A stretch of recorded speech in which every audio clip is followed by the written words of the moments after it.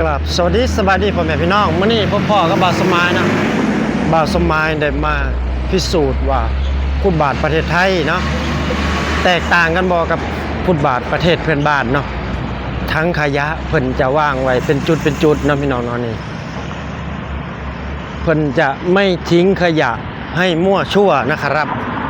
นี่คือสะอาดเลยนะพี่น้องนี่สะอาดเลยนะบ่าวสมายว่าสะอาดเลยนะและก็จะบ่มีรถจอดไว้บนฟุตบาทนะพี่น้องเนาะ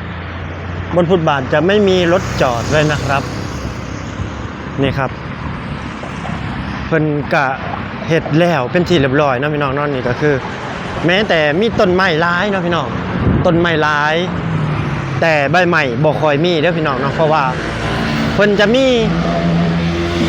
เจ้าหน้าที่เพิ่นมาทำความสะอาดตลอดนะพี่น้องเนาะเพราะว่าจะอยู่จุดใดนะพี่น้องเนาะเพิ่นจะรักษาความสะอาดนี้ไว้ตลอดนะพี่น้องเนาะเพิ่นจะเขียนป้ายบอกนะถ้าเป็นประเทศไทยนะถ้าเป็นประเทศไทยเพิ่นจะเขียนป้ายบอกว่าห้าม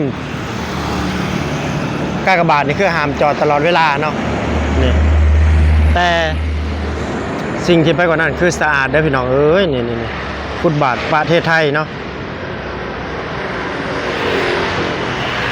สวยงามที่บ่มีขยะเนาะพี่น้องเนาะอันนั้นก็จะเป็นแบบว่าปูนเนาะพี่น้องบริษัทปูนเนาะโรงงานปูนเนาะปูนตาช้างเนาะปูนซีเมนต์ช้างนี่เนาะพี่น้องแต่บ่าวสมายมาเห็นแล้วป๊าดโทษพี่น้องเอ้ยจังแม่นว่าเพิ่นเฮ็ดคักเฮ็ดแหน่อีหลีเนาะแม้แต่ต้นไม้เพิ่นนี่เพิ่นบ่ได้ใส่ปุ๋ยใส่หยังเด้เพิ่นเอาดินลาดยางเลยดินมาต้อยมากประกบไว้เลยเนาะพี่น้องบ่มีดินแต่ว่าอยู่ข้างล่างเนาะทุกจุดเพิ่นจะวางทั้งขยะไว้เนาะถ้าบ่มีทั้งขยะเพิ่นก็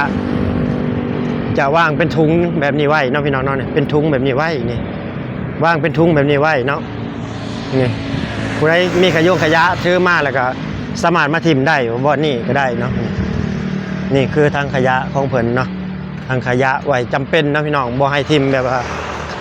ชายย่างย่ายเนาะบ่เฮ็ดส่งกระปกคือประเทศเขมรบ่หรือประเทศเพื่อนบ้านบ่เนาะหลายๆประเทศเนาะที่ว่ามักเอาขยะมาทิ่มกินแล้วบ่เก็บทิ่มมักง่ายเนาะที่ว่าว่างไว้ทิ่มไว้ตามฟุตบาททิ่มไว้ตามถนนเนาะพี่น้องแต่นี่เพิ่นประเทศไทยนี่คือเพิ่นนี่รักความสะอาดอีหลีพี่น้องเอ้ยนี่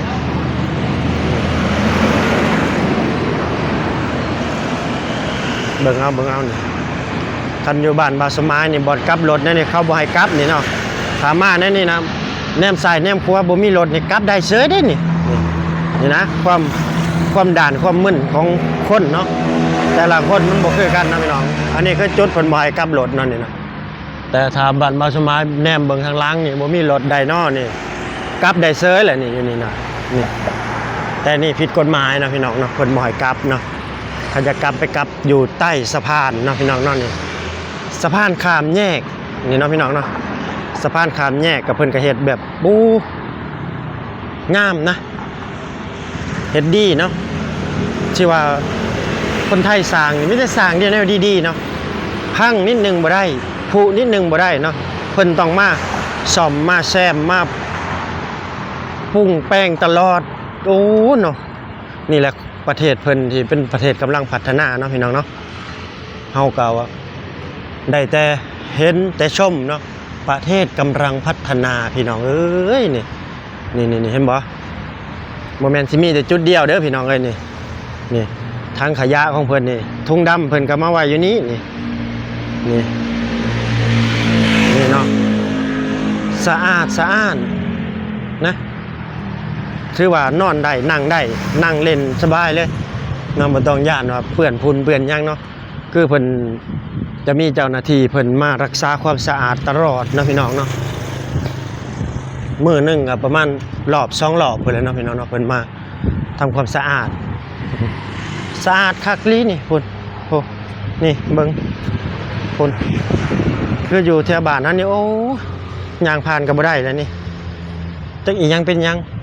เนาะย่านนี่ก็ เป็นจุดที่ว่าไต่สะพานนี่ก็มีประโยชน์ได้นะสำหรับคนไร้บ้านเนาะนี่คนไร้บ้านเนาะคนไร้บ้านไร้ยังสามารถพักนอนอยู่ที่นี่ได้เนาะพี่น้องนี่ก็จะนอนแบบโอ้ชุดยอดเลยนะนอนแบบคือว่าคนไร้บ้านก็ว่าแม่นนะพี่น้องเนาะนี่คือสะพานขามแยกนะพี่น้องเนาะเพิ่นบ่เฮ็ดให้มายุ่งยากอยู่ข้างล่างเนาะข้างล่างนี่ก็มากลับได้เลยนี่อยากกลับไปก็กลับไปเลยนี่เนาะสะดวกสบายโอ้แม้แต่อยู่ไสก็เซเว่นนี่ก็มีเบิดเนาะอ๋อเด้อเซเว่นหลายอยู่ประเทศไทยนี่ข้ามไปนี่ก็จะเป็นโลตัสเนาะพี่น้องเนาะโลตัสเตาปูนแม่นสั้นเนาะพี่น้องเนาะนี่ใหญ่โลตัสใหญ่เลยนี่เนาะนี่แล้วก็มาเห็นอันนี้อีกพี่น้องเอ้ยนี่บ่าวสมายมาเห็นอันนี้ป้านี่คือหัวกระจายน้ำเนาะพี่น้องเนาะนี่คันบ้านเฮานี่บ่ฮู้แนวสิใช้ได้นี่เพิ่นมานั่งเอาไว้มานั่งเล่นหรือว่าเอาไว้มาเฮ็ดหยังนี่เนาะนี่แต่คนไทยนี่เพิ่นสิมีไว้ทุกจุดเนาะเพื่อกันฉุกเฉินเหตุภัยไหม้เฮ็ดหยังจักอย่างเนาะนี่เพิ่นก็สิแม้แต่ขยะเนาะเพิ่นสิเฮ็ดเป็นระเบียบเรียบร้อยเนาะนี่โอ้นี่แหละครับประเทศไทยเนาะประเทศที่สะอาดประเทศที่รักความสงบนะครับนี่เห็นบ่นี่ทุกซายเลยนี่นะจะไม่มีรถจอดไว้บนฟุตบาทนะถ้าเป็นบ้านท่านเพื่อนบ้านหรือบ้านข้างเคียงเนาะเพิ่นก็จะจอดไว้เลยแล้วอยู่หน้าบ้านนี่ก็จอดรถนั่นนี่อยู่หน้าบ้านคือนั่นนี่มีบ้านอยู่เนี่ยนี่เนาะเพิ่นก็จอดไว้อยู่ข้างหน้าบ้านรถนั่นนี่คนสิย่างนี่ก็ต้องย่างอ้อมออกไปพุ่นได้ย่างอ้อมออกไปถนนพุ่นได้ลบรถเนาะเพราะว่ารถเพิ่นจอดไว้บนฟุตบาทเฮาเลยย่างบ่ได้เนาะพี่น้องน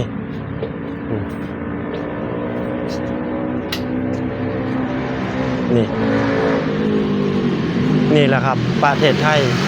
ประเทศที่บ่มักสกปรกเนาะพี่น้องเนาะนี่สะอาดนี่ก็ทางยกระดับขึ้นนะพี่น้องโอ้โหยกข้ามแยกเนาะข้ามไม่แยกสามารถไปได้หลายทางเนาะนี่บ่าวสมายกันย่างพิสูจน์มาเห็นเลยหลายจนหอดหลายกิโลเติบเลยเนาะพี่น้องยังบ่เห็นว่าสิว่าเพิ่นทิ่มขยะเปื้อนไปเบิดเนาะจังนี้เนาะนี่บ่มีสะอาดเลยพวกโล่งโจ้งเนาะคันเป็นขมิ้นหรือว่าเพื่อนบ้านเนี่ยโอ้ย่างบ่ได้แล้วพี่น้องเอ้ยนี่ย่านงูฉกเอาเนาะนี่เนาะนี่เพิ่นนี่ทุกจุดเพิ่นก็สิมาเฮ็ดเป็นกองไว้แบบนี้เนาะพี่น้องนะกองไว้แบบนี้เนาะแล้วก็รถขยะเพิ่นก็สิมาเก็บจะน้อยนี่เนาะพี่น้องเนาะเพิ่นสิมาเก็บตลอดเนาะพี่น้องนี่เห็นบ่เพิ่นไว้เป็นจุดเลยเด้เพิ่นไว้นี่แหละครับความระเบียบความที่ว่าอยู่รวมกันแบบอยู่รวมกันได้อยู่อย่างแบบสบายเนาะพี่น้องเนาะนี่โอ้เอานี่เนาะครับคลิปนี้ก็สิพาพี่ๆหน้าทุกท่านไว้เพียงสำนี้เนาะก็พากกดไลค์กดแชร์กดติดตามให้บ่าวสมายเด้อครับเพื่อเป็นกำลังใจเนาะได้ทำคลิปต่อๆไปเนาะพี่น้องเนาะบ่ว่าพี่น้องฝั่งไทยฝั่งลาวอยู่ไสก็แล้วแต่เนาะขอบคุณหลายๆที่เข้ามาติดตามและรับชมคลิปของบ่าวสมายเด้อครับขอกล่าวคำว่าสบายดีและสวัสดีครับผม